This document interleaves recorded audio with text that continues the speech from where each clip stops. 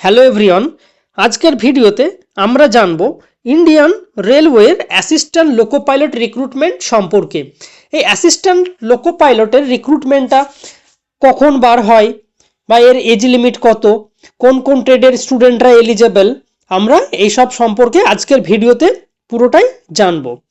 যে সমস্ত স্টুডেন্টরা আইটিআই পাস করে গেছো বা আইটিআই পাস আউট আছো বা যারা আইটিআই করছো বা আপকামিং যারা ভাবছো আইটিআই করতে যাবে, দেখো অনেকের স্বপ্ন থেকে থাকে যে ইন্ডিয়ান রেলওয়েতে জব করা। তাদের মধ্যে একটা হচ্ছে আমাদের অ্যাসিস্ট্যান্ট লোকো পাইলট, যেটা কি না অনেক স্টুডেন্ট আছে যাদের কিন্তু এটা ড্রিম জব। তো এই অ্যাসিস্ট্যান্ট লোকো পাইলট সম্পর্কে আমরা জানবো যে অ্যাসিস্ট্যান্ট লোকো পাইলট রিক্রুটমেন্টের প্রসেস কি কি আছে, এর এক্সাম প্রসেস কি কি আছে, তার সাথে এর মেডিকেল, তার সাথে আমরা জানবো এর স্যালারি কত থাকে। এই সব পুরো ডিটেলস আমরা আজকে এই ভিডিওতে জানবো। তো অ্যাসিস্ট্যান্ট লোকো পাইলটের রিক্রুটমেন্ট এখন প্রায় প্রতি বছরই বার হচ্ছে। 2024 সালে বেরিয়েছে, তারপর 2025-এও বেরিয়েছে এবং আপকামিং 2026-এর জন্য রেলওয়ের ক্যালেন্ডার জারিও হয়ে গেছে। এটা এখন প্রায় প্রতি বছরই রিক্রুটমেন্টটা বার হচ্ছে রেলের এএলপি। এই রেলের এএলপি হতে গেলে এজ লিমিট কি কি থাকা দরকার আমরা সেটা আগে জানবো। দেখো, ইন্ডিয়ান রেলওয়েতে লোকো পাইলটের যে এজ লিমিট আছে সেটা হচ্ছে 18 থেকে 30 বছরের মধ্যে তোমার এজ থাকতে হবে। তার সাথে যারা এসসি এসটি ওবিসি আছে, যাদের ক্যাটাগরি আছে, তাদের কিন্তু এখানে সরকারি নিয়ম অনুযায়ী ছাড় পেয়ে যাবে। এই অ্যাসিস্ট্যান্ট লোকো পাইলট কিন্তু ইন্ডিয়ান রেলওয়ের 7 সিপিসি লেভেল 2 এর জব। এর ইনিশিয়াল পে থাকে 19,900 থেকে, আর একটু মেডিকেলটা টাফ থাকে, মেডিকেল A1 স্ট্যান্ডার্ড, এটা হচ্ছে আমাদের রেলের এএলপির মেডিকেল। আমাদের ইন্ডিয়ান রেলওয়েতে টোটাল 21খানা রিক্রুটমেন্ট বোর্ড আছে। যখন এএলপির ফর্ম বার হয় তখন আমাদের কিন্তু এই 21খানা বোর্ডে একই সাথে ফর্ম বার হয়ে থাকে। তুমি যখন ফর্ম ফিল আপ করবে পার্টিকুলার এই 21খানা বোর্ডের মধ্যে তোমরা কিন্তু যে কোনো একটা বোর্ডে তোমরা এর ফর্ম ফিল আপ করতে পারবে। এই এএলপিতে যারা পিডাব্লিউবিডি ক্যান্ডিডেট আছে তারা কিন্তু এখানে অ্যাপ্লাই করতে পারবে না। এবার আমরা জানবো ফর্ম ফিল আপের ফিজ সম্পর্কে। এখানে ফর্ম ফিল আপ করতে গেলে কত টাকা লাগে। যারা জেনারেল ক্যান্ডিডেট আছে এখানে তাদের 500 টাকা করে ফর্ম ফিল আপের জন্য দিতে হয়। তার সাথে যারা ক্যাটাগরি আছে, ফিমেল ক্যান্ডিডেট আছে, তাদের ক্ষেত্রে 250 টাকা ফর্ম ফিল আপের থাকে।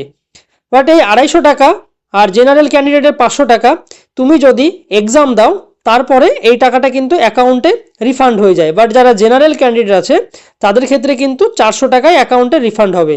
আর যারা ক্যাটাগরি আছে বা ফিমেল ক্যান্ডিডেট আছে তাদের ক্ষেত্রে কিন্তু এই ফুল অ্যামাউন্টটাই 250 টাকাটাই রিফান্ড হয়ে যায়।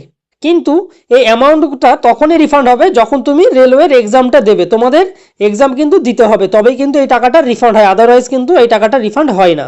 এখানে দেখো আহমেদাবাদ, আজমের, ব্যাঙ্গালোর, এইভাবে দেখবে টোটাল 21খানা আমাদের ইন্ডিয়াতে রেলওয়ে রিক্রুটমেন্ট বোর্ড আছে। এই যখন এএলপির ভ্যাকেন্সি বার হয় তখন কিন্তু এই 21খানা বোর্ডেই রিক্রুটমেন্টটা বার হয়ে থাকে। তোমাকে এই 21খানা রিক্রুটমেন্ট বোর্ডের মধ্যে যে কোনো একটা বোর্ডেই তুমি কিন্তু অ্যাপ্লাই করতে পারবে। এবার আমরা দেখব এখানে এএলপিতে অ্যাপ্লাই করতে গেলে এডুকেশনাল কোয়ালিফিকেশান কি কি থাকা দরকার। আমরা সেই এডুকেশনাল কোয়ালিফিকেশানটা একবার দেখব। দেখো, যে সমস্ত স্টুডেন্টরা আইটিআই করছো এখানে আইটিআই এর কোন কোন ট্রেড এলিজেবল আছে এখানে সব মেনশন করা আছে। আইটিআই তোমাদের থাকতে হবে মাধ্যমিক পাস, তার সাথে আইটিআই থাকতে হবে, তবেই এখানে কিন্তু এএলপিতে অ্যাপ্লাই করতে তোমরা পারবে। যে সমস্ত ট্রেডে আইটিআই করার পরে তোমরা এএলপির জন্য এলিজেবল হবে তার মধ্যে ট্রেড হচ্ছে ফিটার, ইলেকট্রিশিয়ান, ইনস্ট্রুমেন্ট মেকানিক, এইভাবে প্রত্যেকটা ট্রেড এখানে মেনশন করা আছে। কোন কোন ট্রেড তোমাদের এলিজেবল হবে এএলপির ফর্ম ফিল আপের জন্য সেটা কিন্তু এখানে দেওয়া আছে। যে সমস্ত আইটিআই স্টুডেন্টের এই যে কোনো ট্রেডের উপরে যদি আইটিআই করা থাকে তাহলে কিন্তু তোমরা এই এএলপির ফর্ম ফিল আপের জন্য এলিজেবল। তার সাথে যারা মাধ্যমিক পাস এবং তার সাথে 3 ইয়ার্স ডিপ্লোমা করা থাকে তাহলেও সেই ক্ষেত্রে কিন্তু তোমরা এলিজেবল। এবং যারা ডিগ্রি আছে যেমন বিটেক আছে তারাও কিন্তু এলিজেবল। তবে কম্বিনেশন ট্রেড আছে, ইলেকট্রিক্যাল, মেকানিক্যাল, কমিউনিকেশন, ইঞ্জিনিয়ারিংয়ের প্রত্যেকটা যে সাবজেক্ট আছে এগুলো কিন্তু তারা এলিজেবল ফর্ম ফিল আপের জন্য। তার সাথে ডিপ্লোমা যারা আছে মেকানিক্যাল, ইলেকট্রিক্যাল, ইলেকট্রনিক্স, অটোমোবাইল নিয়ে, ইঞ্জিনিয়ারিং নিয়ে ডিপ্লোমা করেছো তারাও এখানে এলিজেবল। আর তার সাথে এই মেকানিক্যাল, ইলেকট্রিক্যাল রিগার্ডিং যে সাব ট্রেডগুলো আছে তারাও কিন্তু এখানে ফর্ম ফিল আপের জন্য এলিজেবল। আর আইটিআই এর যে ট্রেডগুলো এখানে মেনশন করা আছে এই ট্রেডের উপর যদি তোমার আইটিআই থেকে থাকে তাহলে তোমরা কিন্তু এএলপির জন্য এখানে ফর্মটা ফিল আপ করতে পারবে। এখানে মেনশন করে দেওয়া আছে PWBD candidate not suitable, medical standard A1, আর পে হচ্ছে আমাদের 7 পিসি অনুযায়ী লেভেল 2 এর পে 19,900। এবার আমরা দেখব যেটা মেন, সেটা হচ্ছে আমাদের সিলেকশন প্রসেস বা এক্সাম কি কি প্যাটার্ন আছে সেই এক্সাম প্যাটার্নগুলো আমরা দেখব। আমরা দেখব এখানে কি কি প্রসেস আছে। এএলপিতে দুটো সিবিটি এক্সাম হয়ে থাকে, একটা হচ্ছে সিবিটি 1 আর একটা হচ্ছে আমাদের সিবিটি 2। এই দুটো হচ্ছে আমাদের সিবিটি হয়ে থাকে। এই সিবিটিতে কি কি আছে আমরা সেই পার্টগুলো দেখব। আমাদের ফার্স্ট যে সিবিটি 1 থাকে সেই সিবিটি 1-এ টোটাল 75খানা কোশ্চেন থাকবে, 75 কোশ্চেন থাকবে, 75 নাম্বারের এক্সাম হয় আর এর নেগেটিভ মার্ক হচ্ছে 1/3। এটা হচ্ছে আমাদের সিবিটি 1-এর এক্সাম প্যাটার্ন। এখানে কোন কোন সাবজেক্টের এক্সাম হয় সিবিটি 1-এ? ম্যাথামেটিক্স, মেন্টাল অ্যাবিলিটি, রিজনিং থাকে এখানে, জেনারেল সায়েন্স আর জেনারেল অ্যাওয়ারনেস। এই পার্টগুলোর এই সাবজেক্টের পার্টের এক্সাম হয়ে থাকে। সিবিটি 1-এ মার্কস ডিস্ট্রিবিউশন থাকে সেটা আমরা দেখব। সিবিটি 1-এ ম্যাথ থাকে, ম্যাথ হচ্ছে আমাদের থাকে টোটাল 20 নম্বরের থাকে ম্যাথ। মেন্টাল অ্যাবিলিটি, রিজনিং এটা থাকে আমাদের 25 নম্বরের। তার সাথে আমাদের থাকে জিকে আর জিআই, সেটা থাকে আমাদের 10 নাম্বার। আরেকটা মেন পার্ট থাকে আমাদের সায়েন্স, জেনারেল সায়েন্স যেটা আছে সেটা থাকে 20 নম্বরের। টোটাল আমাদের এক্সাম হয় 75 নম্বরের, 75খানা কোশ্চেন থাকে আর প্রত্যেকটা কোশ্চেনের জন্য 1 নাম্বার থাকে। আর এখানে নেগেটিভ মার্কিং হচ্ছে আমাদের 1/3। এটা হচ্ছে আমাদের সিবিটি 1-এর, এটা হচ্ছে আমাদের স্টেজ 1, ফার্স্ট স্টেজ। এই ফার্স্ট স্টেজের থেকে সেকেন্ড স্টেজে যারা কোয়ালিফাই করবে, টোটাল যাদের সেকেন্ড স্টেজে কোয়ালিফাই করানো হয় 1:15 রেশিওতে সিবিটি 2 এর জন্য পাস করানো হয়ে থাকে। সিবিটি 2 1:15 রেশিওতে সিবিটি 2 এর জন্য কোয়ালিফাইড করানো হয়। এবার আমরা জানবো সিবিটি 2 এর কি কি এক্সাম থাকে। সিবিটি 2 এ আমাদের টোটাল যে পার্ট আছে একটা হচ্ছে পার্ট এ, আরেকটা হচ্ছে আমাদের পার্ট বি। সিবিটি 2 এ আমাদের যেটা পার্ট এ আর সাথে পার্ট বি, এই পার্ট এ টোটাল আমাদের যে এক্সাম হয় সেটা হচ্ছে 100 নাম্বারের, আর পার্ট বি এর যে এক্সাম হয় সেটা হচ্ছে আমাদের 75 নাম্বারের। এখানে কিন্তু নেগেটিভ মার্কিং হচ্ছে 1/3। ফার্স্ট স্টেজেও যেমন ছিল 1/3, সেকেন্ড স্টেজেও সেম 1/3ই নেগেটিভ মার্কিং থাকে। এই পার্ট এতে আমরা এখন দেখব পার্ট এতে যে 100 নাম্বারের পরীক্ষা হবে এখানে কোন কোন সাবজেক্টের উপরে পরীক্ষাটা হবে আমরা সেটা দেখব। ফার্স্টে আমরা যেমন দেখেছিলাম যে সিবিটি 1-এ ম্যাথ আর রিজনিং, জিকে, জিআই আর জেনারেল সায়েন্স ছিল, ঠিক একই রকমভাবে আমাদের সিবিটি 2-এ পার্ট যে এ পোর্শন আছে, পার্ট এতে কি কি থাকবে সিলেবাস ফর পার্ট এতে আমরা দেখব। এখানে ম্যাথ থেকে যাবে, এখানে সিবিটি 2-এর পার্ট এতে ম্যাথ থাকবে, তার সাথে থাকবে জেনারেল ইন্টেলিজেন্স অ্যান্ড রিজনিং, আর এর সাথে নতুন একটা অ্যাড হবে বেসিক সায়েন্স অ্যান্ড ইঞ্জিনিয়ারিং। এই টোটাল 3টে সাবজেক্ট মিলিয়ে এখানে এক্সাম থাকে 100 নাম্বারের। আরেকটা পার্ট হচ্ছে আমাদের পার্ট বি। এই পার্ট বি যেই পার্টটা আছে এটা হচ্ছে আমাদের ট্রেড রিগার্ডিং, ট্রেড সাবজেক্ট। এটা যখন ফর্ম ফিল আপ করবে তখন কিন্তু তুমি কোন সাবজেক্টের উপরে পার্ট বি এর এক্সাম দেবে সেটা তোমাকে সিলেক্ট করতে হবে। এই পার্ট বিতে এক্সাম হয় 75 নাম্বারের। এই যে নাম্বার আছে এখানেও কিন্তু 1/3 নেগেটিভ মার্কিং আছে, পার্ট এ পার্ট বি দুটোতেই নেগেটিভ মার্কিং আছে, সেটা হচ্ছে 1/3। কিন্তু পার্ট বিতে অনলি এটা কিন্তু কোয়ালিফাইং নাম্বার লাগবে, শুধু তোমাকে পার্ট বিটা কোয়ালিফাই করতে হবে। এই যে কোয়ালিফাইং নাম্বার হিসেবে আমাদের লাগবে টোটাল 35%। পার্ট বিতে শুধু 75-এর মধ্যে 35% নাম্বার হলেই তুমি কিন্তু এটা পাস। এটা জাস্ট শুধু কোয়ালিফাইং নাম্বার, 35% নাম্বার পেয়ে কোয়ালিফাই হলেই তুমি কিন্তু পার্ট বিতে পাস করে যাবে। আর পার্ট এ যেটা 100 নাম্বারের এক্সাম হবে, এই পার্ট এর 100-এর মধ্যে এটা দিয়েই তোমাদের ফাইনাল মেরিট তৈরি হবে। কিন্তু এর সাথে তুমি এই পার্ট এতে 100-এর মধ্যে যেই নাম্বারটা পাবে তার 70% নাম্বার তোমার ফাইনাল মেরিটে এখানে অ্যাড হবে। এখান থেকে পার্ট এর 70% মার্কস তোমার অ্যাড করা হবে ফাইনাল মেরিটে। পার্ট এ থাকে 100 নাম্বারের, 100-এর মধ্যে তুমি যেই নাম্বারটা পাবে সেই নাম্বারের 70% তোমার ফাইনাল মেরিটের জন্য নেওয়া হবে। এবার আমরা দেখব পার্ট বি এর জন্য কি কি সিলেবাস আছে, সেই পার্টটা আমরা দেখব। দেখো, যখন ফর্ম ফিল আপ করবে সেই সময় কিন্তু মেনশন থাকবে পার্ট বি এর জন্য তুমি কোন সাবজেক্টটা চুজ করছো বা কোন সিলেবাসটা চুজ করছো। যারা যে ট্রেডের আছে সেই ট্রেডের উপরে কিন্তু এখানে এক্সামটা দিতে পারবে। যারা ইলেকট্রিশিয়ান আছে ইলেকট্রিশিয়ান, ফিটার থাকলে ফিটার, এরা এই সাবজেক্টের উপরেই দিতে পারবে, এরা ফিটারের ট্রেড সাবজেক্টে। কিন্তু যারা ডিপ্লোমা আছে বা বিটেক আছে তাদের কিন্তু যে কোনো একটা সাবজেক্ট চুজ করতে হবে, এটা আইটিআই এর উপরে সাবজেক্টটা চুজ করতে হয়। এখান থেকে তুমি যেই সাবজেক্টটা চুজ করবে তোমাকে সেই সাবজেক্টের উপরেই কিন্তু এক্সামটা দিতে হবে, সেটা হচ্ছে পার্ট বি। এই part B A qualifying marks হচ্ছে 35%। এটা কিন্তু সবাইকেই তুলতে হবে, যারা জেনারেল আছো বা যাদের ক্যাটাগরি আছে তাদের কিন্তু সবাইকে এখান করে তুলতে হবে। 35% মার্কস এটা কিন্তু ম্যান্ডেটারি, এটা তুলতে হবে, তবেই কিন্তু এটা পাস করবে।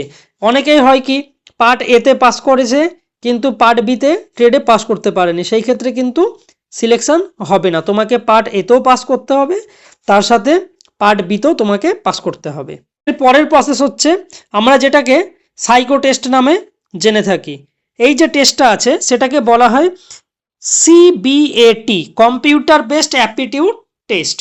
এই যে টেস্টটা আছে সিবিটি 2 এর যে এক্সামটা হবে, এখান থেকে তোমাদের 1:8 রেশিওতে 8 টাইমস ক্যান্ডিডেটকে এই সিবিএটি টেস্টে ডাকা হয়। এই সিবিএটি টেস্টে এখানে কোনো নেগেটিভ মার্কিং থাকে না, নো নেগেটিভ মার্কস, এখানে কোনো নেগেটিভ মার্কস থাকবে না।